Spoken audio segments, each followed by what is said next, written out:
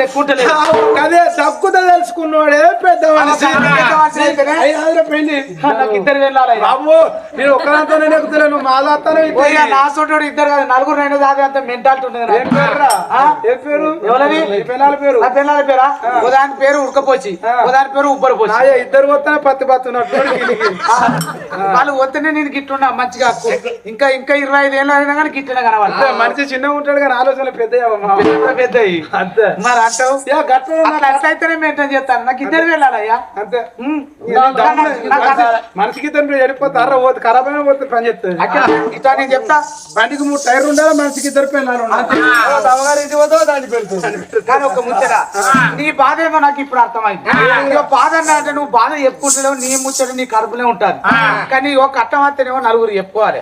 ధనం ఉంటే దాచుకోవాలి పైసలు ఉంటే తీసుకుపోవాలి బ్యాంకులు వేసుకోవాలి బంగారం ఉంటే మందికి వడ్డీలకి ఇస్తలేరు వడ్డీలకి ఇస్తే పైసలు వస్తలేవు తీసుకోవాలన్నమాట మళ్ళీ ఇచ్చేటప్పుడు లేదు అవ కొడుకు నేను ఆయనకి ఇస్తేనే ఇప్పుడు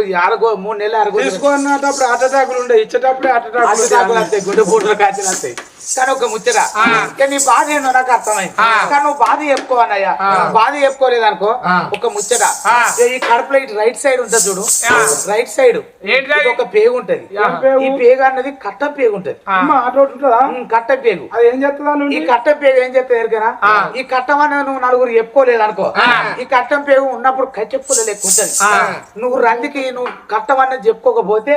ఈ కట్టం అనేది ఈ పేగు ఏదాగుతుంది ఈ పేగు చిన్నగా కట్టె పుల్ల లెక్క ఉన్న పేగు చిన్నగా పెద్దగా చిన్నగా పెద్దగా చిన్నగా పెద్దగా